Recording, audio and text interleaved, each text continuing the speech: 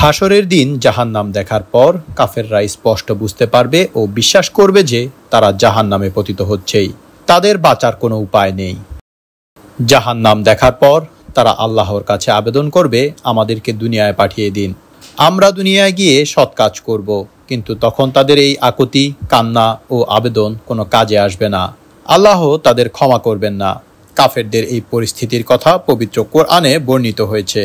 বাংলায় যা অর্থ দাঁড়ায়, যদি আপনি দেখতেন যখন অপরাধীরা তাদের পালনকর্তার সামনে নতশিরে বলবে যে, হে আমাদের পালনকর্তা, আমরা দেখলাম ও শ্রবণ করলাম, এখন আমাদেরকে পাঠিয়ে দিন, আমরা সৎকর্ম করব, আমরা দৃঢ় বিশ্বাসী হয়ে গেছি। সূরা আস-সাজদা আয়াত 12। আরও বর্ণিত হয়েছে, তুমি এদিন সম্বন্ধে উদাসীন ছিলে, এখন আমি তোমার সামনে থেকে পর্দা উন্মোচন করেছি, আজ তোমার দৃষ্টি প্রখর। সূরা কাফ আয়াত 22। আরেক আয়াতে আল্লাহ তাআলা বলেছেন, তারা যেদিন আমার কাছে আসবে সেদিন তারা কত স্পষ্ট শুনবে ও দেখবে, কিন্তু জালিমরা আজ স্পষ্ট বিভ্রান্তিতে আছে। সূরা মারিয়াম আয়াত 38।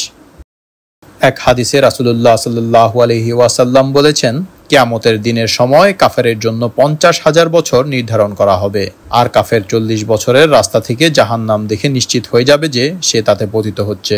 মুসনাদে আহমদ হাদিস 75।